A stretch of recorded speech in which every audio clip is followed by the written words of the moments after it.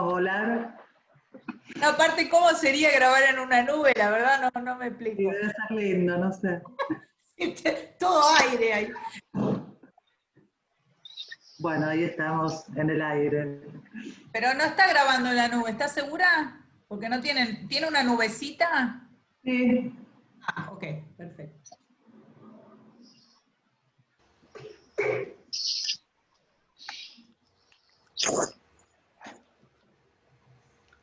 Está silenciada, María. Cuando quieras empezamos, cuando quieras Hay una empezamos. mano, Esteban Luchetti levantó la mano. ¿Cómo estás? Bien. Con respecto a la clase del sábado, la charla del sábado, en un momento quedó ahí la pregunta que a mí se me había también pasado por la cabeza cuando hablan de qué es el juego para la mujer o qué tipo de juego es el de la mujer y cuál es el del hombre, ¿no? Bueno, el año pasado trabajamos algo de eso.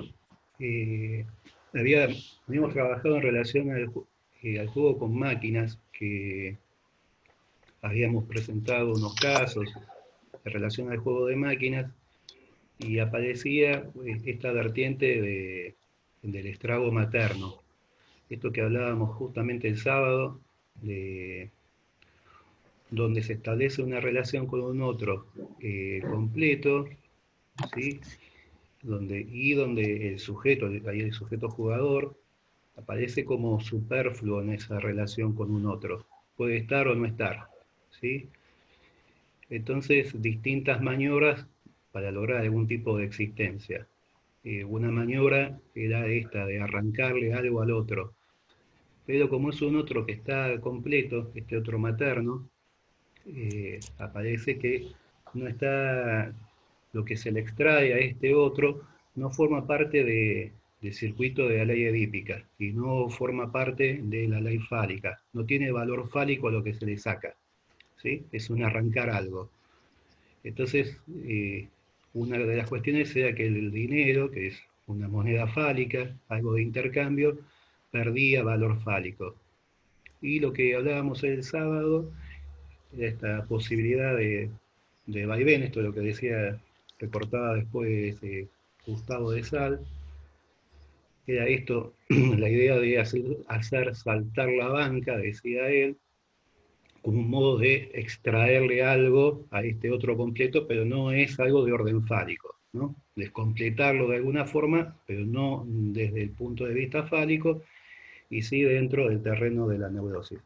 Si, como hay algunos participantes nuevos, a lo largo de este año también tomamos una beta que era estas neurosis nuevas que no están armadas al modo tradicional. Y bueno, eso nos llevó, una de las puntas que nos lleva a la investigación es a donde no opera del todo la prohibición paterna y donde hay algún tipo de suplencia en relación al Edipo tradicional, ¿no? Dado por la madre, o hay algo que Lacan trabaja como doble madre, que eso lo encontramos en el caso Juanito también, donde la estructuración del síntoma de Juanito está dada por la no operación del padre y hay una suplencia ahí dada por esta figura de la doble madre. Algo de eso trabajamos el año pasado, justamente en esta línea de qué pasaría con las mujeres, ¿sí? Y te hago una pregunta. El hecho de que la mujer elija un juego al cual lo considera más para la mujer. Es Sí, un fenómeno clínico ahí. Hay sí, una, ahora no me acuerdo el nombre de la escritora esta, de Buenos Días Tristeza. ¿Uno se acuerda el nombre de François, ¿cómo se llama? François Sagan. François Sagan tiene un periodo de mucho tiempo en donde juega, y por lo que se puede leer en los testimonios de ella, es un modo de inserción social, ¿sí? Entonces ella participa de un juego que es juego de hombres, pareciera, que son juegos de casino y demás, donde ella es recibida, va como invitada, ella juega también por su lado, ¿no? ahí uno podría ver que hay un juego que sería más tradicional de hombres, pero esto tiene siempre en lo que se puede leer esta vertiente de que va como invitada, ¿sí? Y entonces ella participa de un código de etiqueta. Por ejemplo, eso también lo contaba Dostoyevski en el texto del jugador. Si se pierde, no tiene que haber expresión alguna, ¿sí? Eh, hay que estar inmutable y sería un gesto aristocrático perder plata sin mayores inconvenientes. Y sería un gesto de mala educación preocuparse por perder.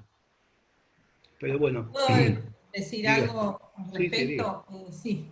Yo tengo escrito un texto que después, si quieren, se los envío sobre el juego en hombres y en mujeres. Porque yo ahí lo que hago es una diferencia, no solo en el tipo de juego, sino en cómo juegan y por qué también. O sea, cuáles son, digamos, las condiciones para que una mujer, porque es algo evidente que las mujeres se vuelcan más a los juegos de bingo y maquinitas, y los hombres a los juegos de casino y a apuestas deportivas. Eso es algo que es así, digo, estadísticamente se comprueba todo el tiempo. Y yo ahí en el texto lo que hago es una comparación con la lógica de la sexuación. Y digo que hay algo, digamos, del orden fálico presente en las apuestas deportivas y de casino, donde lo que vemos es una cosa de desafío, de querer ganarle al otro, aparece la competencia, aparece, digamos, el no querer perder, el perder, digamos, aparece como algo que, como si le estuvieran mojando la oreja, entonces vuelve a apostar, ¿no? Es una cosa más de la lógica fálica, y en cambio el juego de mujeres es mucho más continuo, más discreto, apuestas más chiquitas, donde lo que aparece es más algo del orden de la frustración amorosa que empuja, digamos, se encuentra como una suerte de refugio, de lugar. Es como distinto, digamos, el modo de apostar. Entonces, eso me parece que es algo para seguir investigándolo. Yo después les voy a mandar ese texto, porque te orienta un poco con respecto a la clínica también. Hay un texto que escribió Juliana, que está acá, Botaini, que no sé si lo quiere compartir, que me acuerdo que presentó en las jornadas del TIA. Que si lo quiere compartir sería bienvenido. También. Sobre este tema, ¿no? Sobre el tema de... Sí, te refería al trabajo que habíamos, justo las dos teníamos la misma temática, sobre el trabajo en las mujeres. Sí, lo voy a compartir. Quizás hayan echado con algún caso ahí, lo voy a tener que revisar como para poder extraer algunos datos y lo compartimos. Si querés, mándamelo, Juli, y Sí. lo mando junto. Dale. Lo tienen como Sí. bibliografía. Dale, perfecto. Sí. ¿Empezamos, Vero? Dale. Bueno, buenos días. La idea del encuentro de hoy es, vamos a presentar en la segunda parte un caso que compartimos el tratamiento con Mariela, yo como psiquiatra atípica y Mariela como psicoanalista atípica. Pero bueno, teniendo ese caso, digamos, como subyacente, teniendo la charla, la clase de Sal, y lo que venimos trabajando y que vamos a seguir trabajando en relación al discurso capitalista, voy a tratar de hacer un punteo de algunos temas como para darle una vuelta más, enganchando una cuestión con otra. Voy a tomar 3, 4 cuestiones, ¿no? Una, voy a repasar lo que planteé la vez pasada en relación al sujeto, a la conformación del sujeto bajo las coordenadas del discurso capitalista, que es el discurso en el cual estamos inmersos y somos parte hoy día.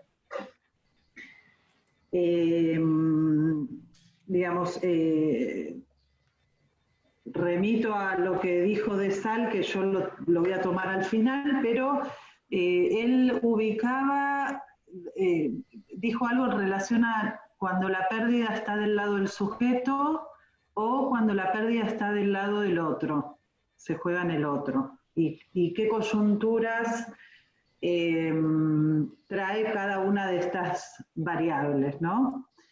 En relación al sujeto, digamos, me interesa resaltar, repasar lo que la vez pasada mencioné, acerca de que hay en juego en el sujeto del discurso capitalista un rechazo de las determinaciones inconscientes. De Sal hablaba de renegación, que quizá en algún encuentro podemos ubicar más específicamente qué es la renegación, ¿no? Porque es un término que no está muy de moda entre nosotros. Pero Lacan sí habla de rechazo del sujeto del inconsciente, digamos, rechazo por parte del sujeto de la dimensión inconsciente. Esto tiene que ver con la cuestión de la forclusión generalizada, pero no es exactamente el mecanismo forclusivo de la psicosis, ¿sí? Sino que se trata, a ver, ahí voy a empezar con los grafiquitos, perdón.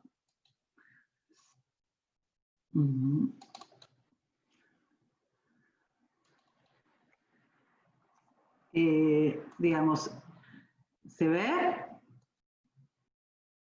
Se ve. Muy bien. Entonces, lo que podemos ubicar en esta coyuntura, como figuran en estos dos grafiquitos, DC es discurso capitalista, DA discurso del amo clásico, que lo que está en juego es que en lugar, digamos, de haber una represión de la castración, como se ve del lado derecho, en donde hay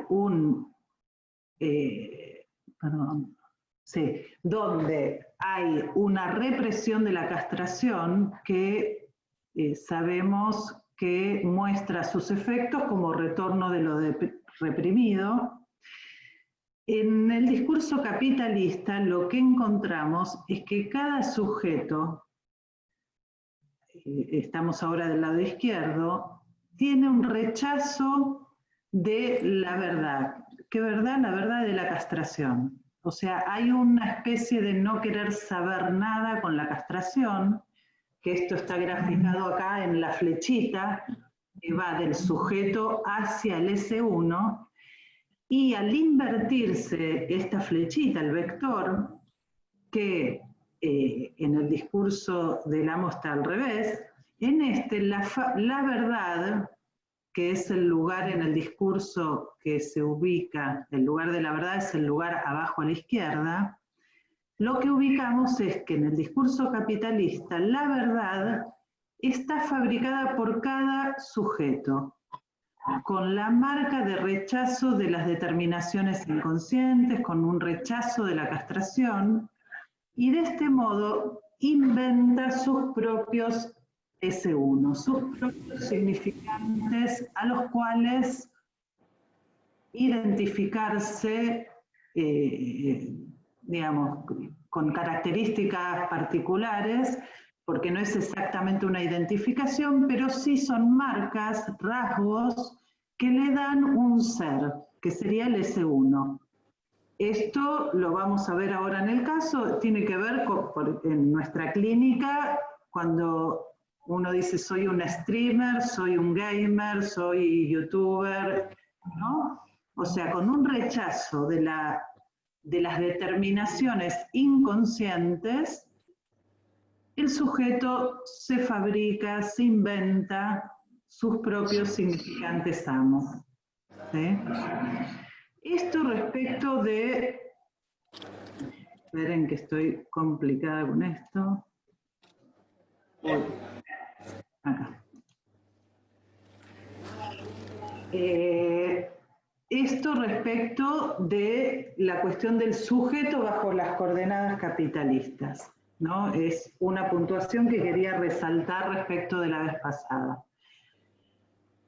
Algunas cuestiones en relación al objeto, en segundo lugar. Me interesa tomar esta frase que comenté el sábado pasado de un documental que no sé si lo vieron, que está en Netflix, que es El dilema de las redes sociales, para ubicar el estatuto del objeto y del sujeto también en el discurso capitalista. Me interesa citar esta frase que más o menos, no me la acuerdo exacta, pero dice algo así: si uno está consumiendo algo y no paga por ese consumo, quiere decir que uno es el producto.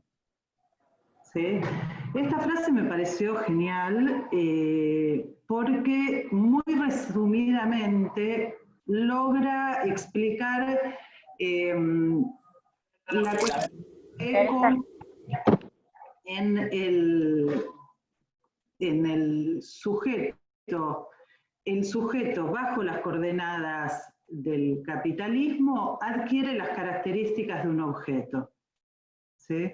Esto es fundamental en la clínica, creo yo, y en estas cuestiones que estamos discutiendo. Sabemos que en el discurso capitalista una característica del objeto es que el objeto que es pulsional, bajo estas coordenadas empieza a tener las características de una mercancía en el sentido del valor de uso y del valor de cambio. O sea, el objeto y el sujeto con su característica de objeto empieza a ser evaluable, acumulable, contabilizable y puesto en equivalencias de valor. Creo que esto en el caso que nos contó Gustavo se ve muy bien con el tema de las marcas, como la piba iba adquiriendo productos que aumentaban su propio valor como sujeto, diría, barra objeto. Bueno, entonces, estábamos que el discurso capitalista, a ver, voy a ver si se los pongo así. Así está a mano, ¿lo ven? Bueno.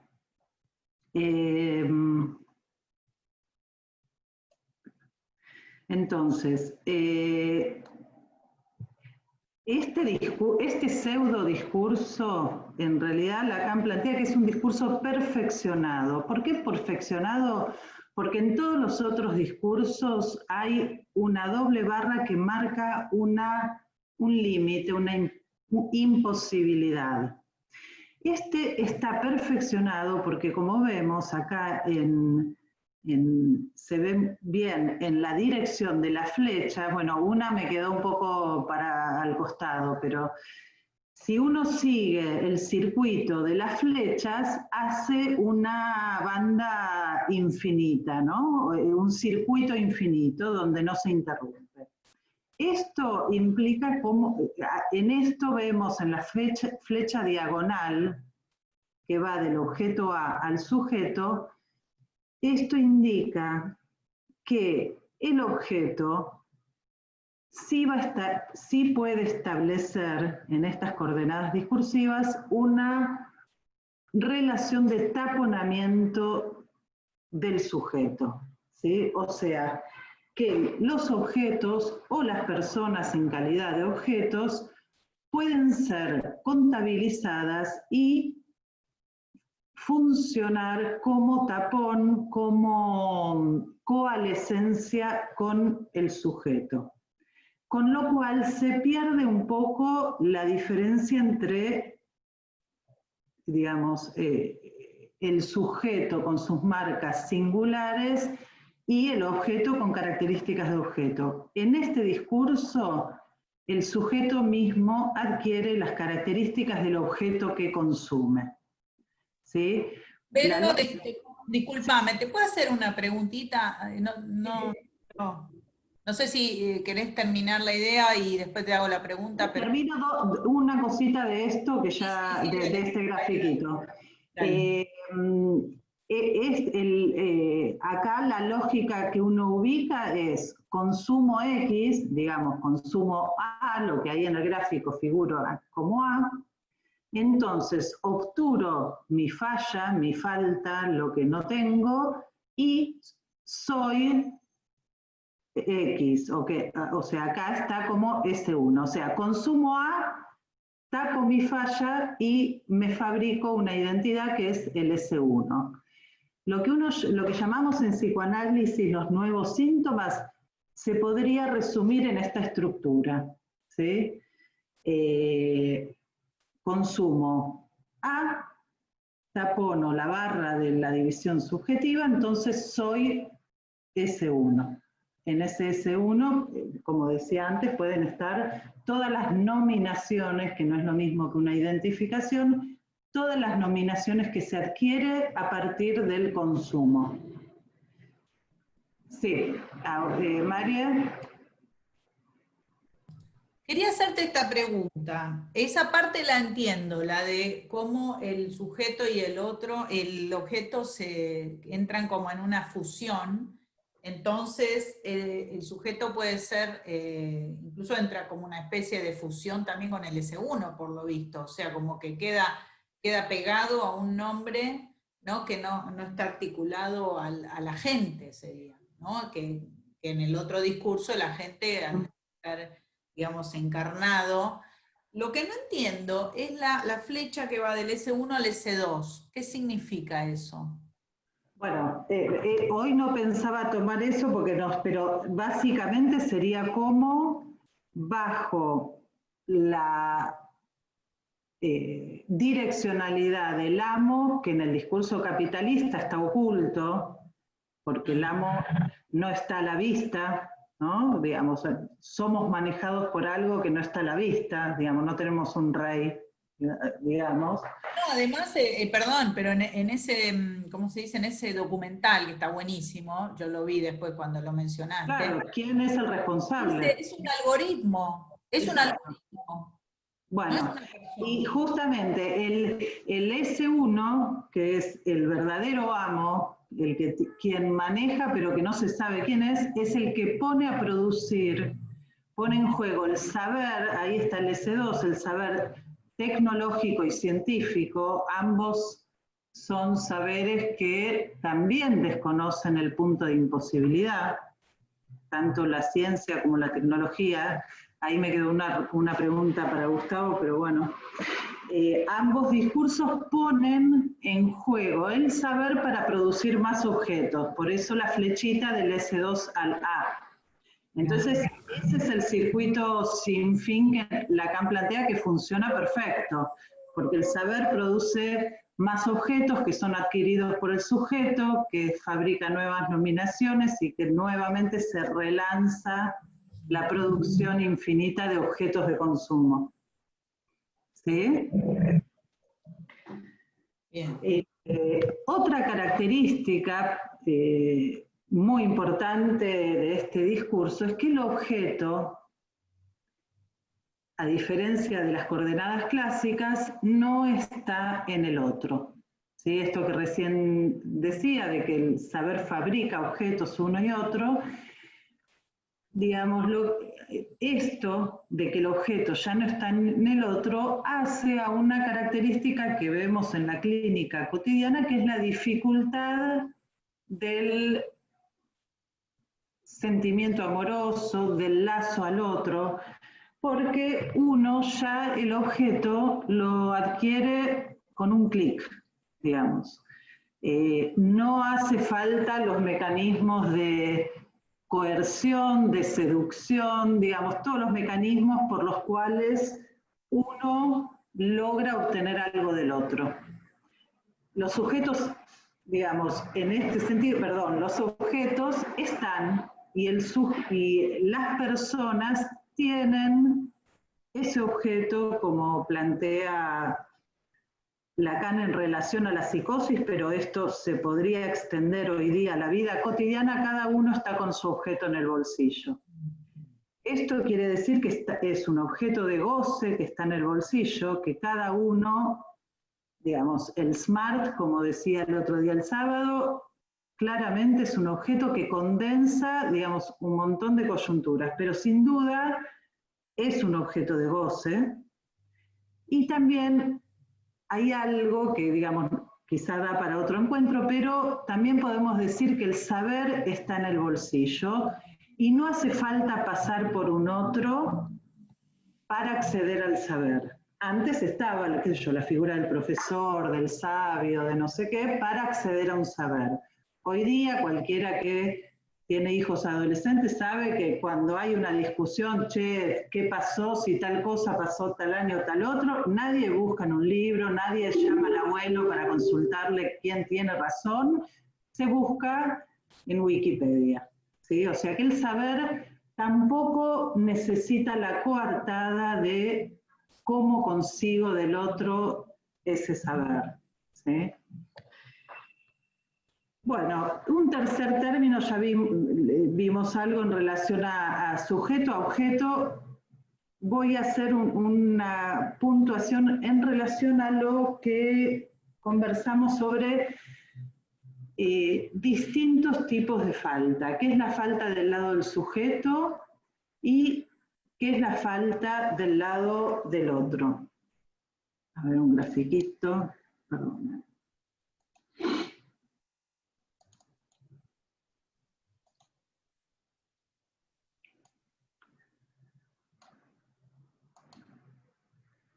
Bueno, Lacan hace alusión a distintos tipos de falta. Esto lo trabaja a nivel del seminario 10 y del 11, pero lo que me interesa en relación a los temas que estamos viendo es que él ubica dos tipos de falta. No se ve, no se está viendo. Ah, ¿no se está viendo? No. No, está muy grande la pantalla, Vero. A ver, perdón. Se ve como... Media. ¿Se ve qué? No se ve como la puntita. Media, un pedacito, la cabecita de arriba de la... Perdón. Ahí está. Ahí No recién... era ese. Ah, era otra.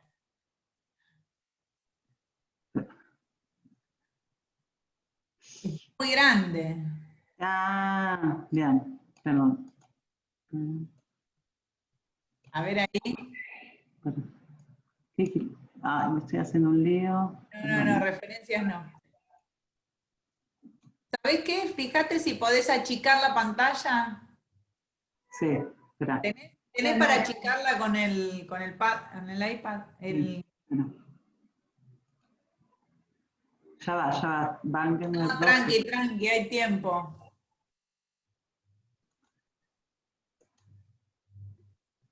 Ahí está. Al principio se había visto, Vero. Al principio se vio y después se agrandó. A ver. Puede fallar, no te preocupes. Ahí va. A ver. Mientras tanto, comento algo que estaba preguntando, que ponía ahí Julián en torno a las cuestiones del amor. Hay un curso de Miller que se llama Todo el mundo es loco, y ahí él habla de algo que llama serial lover, ¿no? Amantes seriales, y cuenta algo de la modificación en relación al amor con esta figura del serial lover, donde está presente esto que contaba recién Verónica, donde los sujetos aparecen como cuantificables, numerables, donde pueden ser puestos en relación a los costos y a los beneficios, algo de lo numerable que hace que se armen series, y Miller ahí lo pone en contraposición al encuentro que tiene Dante con Beatriz, Dante Alighieri con Beatriz, donde el sujeto queda capturado por ese objeto que es Beatriz para él, para toda la vida. ¿Sí? Tiene algunas características particulares que lo hacen que no sea justamente numerable, cuantificable. Bueno, y uno puede ver en esto que mencionabas vos, Juliana, en relación a la película Her, pero también en relación a la relación que se establece, que establecen algunos sujetos con objetos estos, de ponerle nombres, de tunearlos. Vieron que es común que las chicas, por ejemplo, a los teléfonos le tengan algún tipo de cuidado particular, que le compren fundas de colores, o que a los coches le pongan nombres, o a las plantas le ponen nombre, ¿no? Que establecen algún tipo de relación amorosa, pero son fugaces. Pero bueno, esto venía a modo de parche capitalista, mientras... Bien, gracias. Muy bien, siempre hay el obsesivo parchando al otro, muy bien, me encanta. Sí, es mi función en la vida. Bueno, ¿se ve ahí? Sí, se ve. Bueno, entonces, Lacan, para explicar digamos, dos tipos de falta que tienen como una naturaleza distinta, apela a lo que Kant trabajó como las magnitudes negativas, ¿sí? Digamos, no vamos a entrar en eso básicamente, pues no podría, pero lo que sí voy a tomar que es importante, que es, digamos, de un lado estaría la falta como incompletud o incompletitud, no sé cómo se dice, que tiene que ver con la división subjetiva, ¿sí? Y del otro lado está lo que llamamos la falta real, que es la que introduce la cuestión de la inconsistencia, que no es rellenable de ningún modo por el significante. ¿Qué quiere decir esto de magnitudes negativas? Digamos, ¿qué es lo que nos interesa a nosotros, digamos, que no somos científicos, para pensar algunas cuestiones del psicoanálisis? ¿Qué es? Pensar lo negativo no solamente como la ausencia o la negación o negatividad de un positivo, que sería blanco no blanco, placer no placer, ¿no? Que eso sería la negatividad lógica, simbólica, sino como pensar negatividades que aluden a algo real. Esto tiene que ver con la ciencia.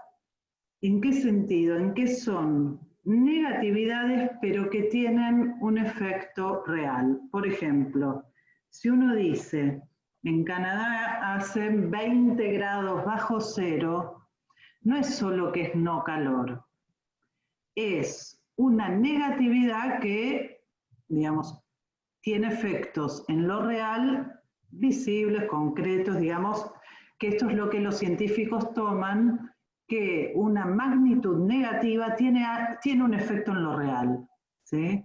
Entonces, esto, digamos, no nos vamos a hacer filósofos en 10 minutos, pero sí tomar esto, que alude a dos modos distintos de la falta. Falta simbólica de un lado, falta real del otro, ¿sí? La negatividad en lógica la toma Aristóteles en el sentido que les decía antes, por ejemplo, blanco no blanco. En cambio, el empleo científico es distinto, no es el empleo lógico, ¿sí? Y esto nos sirve a nosotros para pensar estas dos dimensiones de la falta o de la pérdida, como decíamos el otro día, una del lado de menos phi y otra del lado de A. Es interesante también ubicar que no le pone menos A, ¿sí? Justamente porque es una negatividad que tiene efectos en lo real. Y por eso, digamos, no va con un signito menos. A partir del seminario 10, Lacan plantea que las coyunturas de la angustia no se pueden entender por el lado de menos phi, de la castración solamente. Sí, de ese lado, que es el izquierdo del cuadrito que finalmente pude ubicar, sí se pone todo lo que tiene que ver con el deseo, con la circulación del deseo y con la insatisfacción propia del deseo. Pero del lado, digamos, de la derecha en el cuadrito, lo que se plantea es que hay algo que está ausente, pero que es real. Y eso es el objeto A. ¿Sí? Entonces, esto nos ubica en dos dimensiones distintas, que una es la dimensión de la incompletud, que tiene que ver con menos phi, en donde siempre se va a desear lo que está negativizado. ¿Sí? Le veo a mi amiga Mariela un vestido, yo no lo tengo, me lo quiero comprar. Seguramente si me lo compro, después le voy a ver otro vestido, yo no lo tengo, me lo voy a querer volver a comprar. Y yo no tengo cosas que vos tenés, Vero. Y así. Siempre. Bueno, eso es la insatisfacción propia del deseo, digamos. Yo en negativo voy a buscar, o sea, la famosa frase, busco falo, encuentro castración. Para también ubicar algo de este sistema que tiene que ver con menos phi, con el deseo, etc., Lacan toma la cuestión de Gödel de los conjuntos abiertos. En el deseo lo que está en juego es un sistema abierto, siempre va a haber algo incompleto, y es justamente este punto de incompletud que hace que el sistema sea consistente. ¿Qué quiere decir que sea inconsistente? Que tengo asegurado el deseo, porque siempre me va a faltar algo. O sea, se trata de la falta puesta en juego y de, digamos, la consistencia de este sistema, porque la falta lo hace mover, digamos. Entonces, menos phi, sistema incompleto, sistema consistente. En algún punto uno puede decir que el sistema humano, no sé si ahora en época de pandemia, pero habitualmente uno se mueve en un sistema consistente, porque está la falta y uno puede desear. O sea, podemos decir que vivimos en un mundo de consistencia y de incompletud. ¿Sí? Ahora, cuando, digamos, esto es lo que, bueno, lo que hace que el sistema marche de este modo, con quejas, con movimiento de deseo, digamos. ¿Qué pasa cuando un sistema cierra como completo? ¿Sí? Lo que siempre decimos, falta la falta. No está aquello que me falta, porque está completo, y lo que plantea Lacan es que en ese sentido el orden simbólico se vuelve inconsistente con fenómenos que están de la mano de la angustia y que son de la clínica del ludópata, sin duda, que es el extrañamiento y la despersonalización. O sea, cada vez que se da una situación de completud, el costo subjetivo es la inconsistencia que se presenta como angustia. O sea, que la angustia es señal de un fenómeno de falta que no tiene que ver con menos phi. ¿Sí? O sea, que el objeto A, la introducción del objeto A, es una falta pero manejada en términos de presencia, ¿sí? Que introduce la cuestión de un sistema inconsistente, que acá, digamos, está la cuestión del otro, y la señal de algo real. O sea, que no es que hay un orden incompleto, como en la lógica fálica, sino que no hay orden, ¿sí? Que esa es la señal de angustia. Yo decía, habitualmente uno se mueve del lado izquierdo, y decía, bueno, ahora en pandemia quizá habría que cuestionar esto, porque creo que justamente los rebrotes que hay de angustia hoy día tienen que ver con que hay algo de esa barradura del otro muy demasiado a la vista. ¿Sí? Cuando uno en el noticiero ve la lista de muertos, la lista de contagiados, hay algo de esa inconsistencia que está digo demasiado a la vista, porque en realidad la inconsistencia siempre está, pero uno se arma realidades para no estar tan anoticiado de eso. Hoy día es un poco más difícil armarse una pantalla, digamos, para no ver tanto eso. Una cuestión importante es que en la neurosis los sujetos habitualmente se bancan mucho más la propia castración siempre y cuando uno le pueda pedir al otro. O sea, yo me aguanto mi barra, mi castración, pero suponiendo, armándome, inventándome un otro que me va a socorrer, como Claudio hace un ratito. Ahora, Lacan claramente ubica que la cuestión del principio del placer, de la homeostasis, tiene que ver con el lado izquierdo, o sea, cuando hay una falta y cuando esa falta toma un valor para el deseo. Otra cosa absolutamente distinta es lo que decíamos de la inconsistencia y la castración del otro como inconsistencia, ¿sí? Esto está ligado también a... Esperen que voy a sacar esto, pues ya me...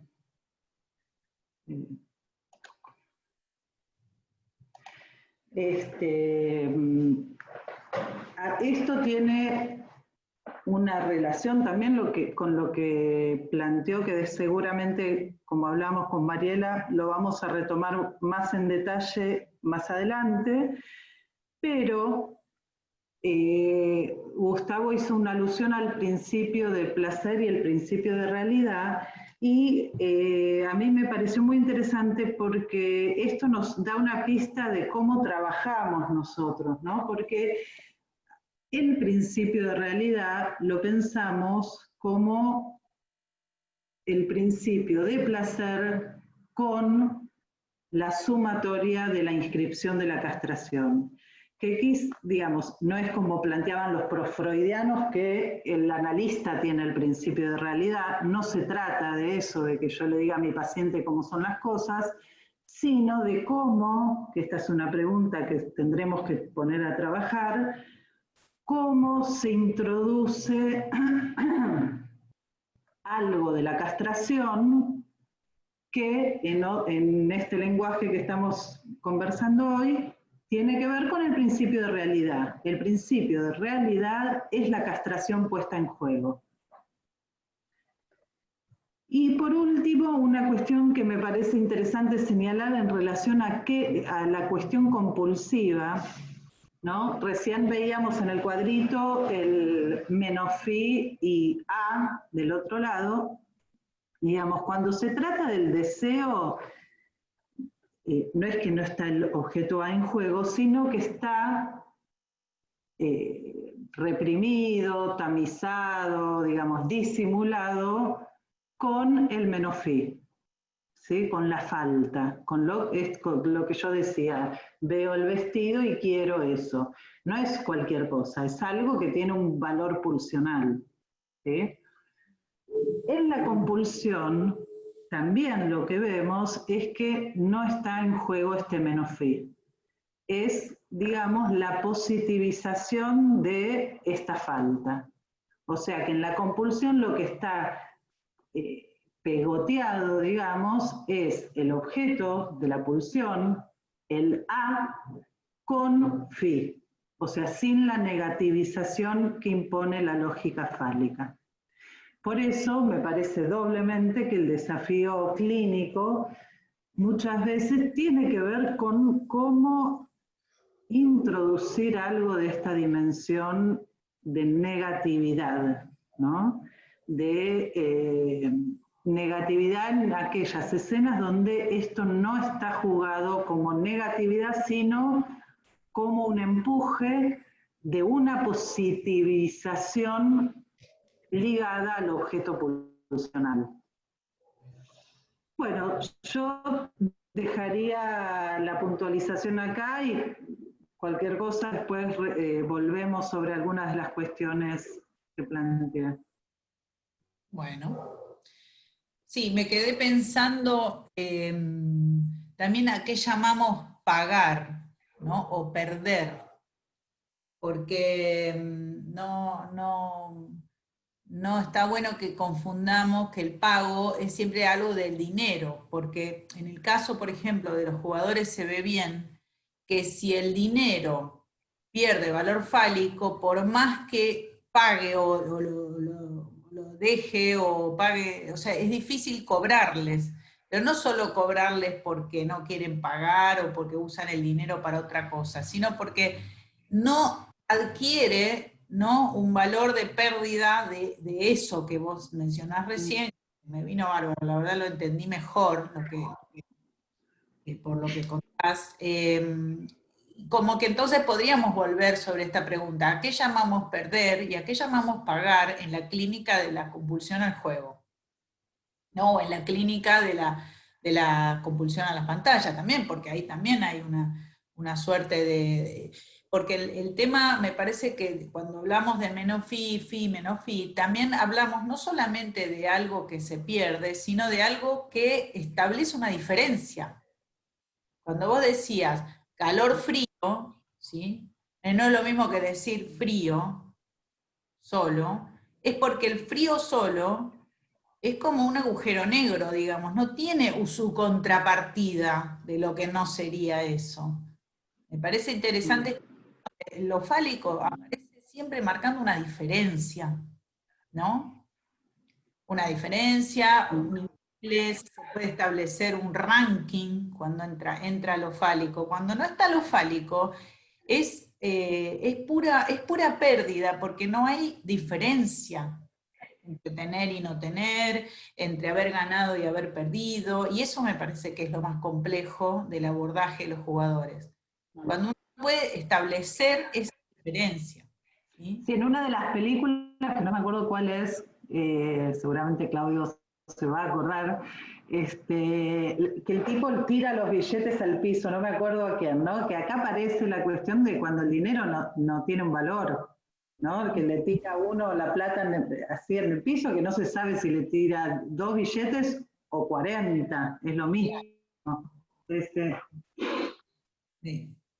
Sí, justamente creo que es interesante en la clínica ubicar, porque en los casos, como vamos viendo, como no son todos casos de psicosis, como hablábamos el sábado, digamos, entonces, ¿en dónde está la diferencia para esa persona? ¿Por dónde pasa esa negativización? Porque a veces se puede ubicar en lugares completamente ajenos al juego, ¿no? Por ejemplo, es muy común que alguien venga y diga: yo vengo jugando hace 15, 20 años, perdí casa, perdí trabajo, perdí todo, pero consulto ahora porque estoy a punto de perder a mi mujer. Es decir, hay una diferencia para ese señor entre perder la casa, perder el trabajo, perder el auto, a perder a la mujer. Entonces, cuando uno, digamos, hay que entrar por algún lado que, digamos, pensemos que por ahí tiene que ver con esto que hablabas hoy, porque si nos metemos por el lado del objeto, que es siempre, digamos, tan negativo, digamos, tanta presencia y tan negativo, es como que uno patina, porque no está funcionando la lógica esta, ¿no? Bueno. Bien. ¿Vamos con el caso, quieren? Vamos, bueno, entonces ahora no vamos a grabar para que esto quede entre nosotros, ¿sí? Ah, paró. Para la grabación, Vero. Pauso la grabación.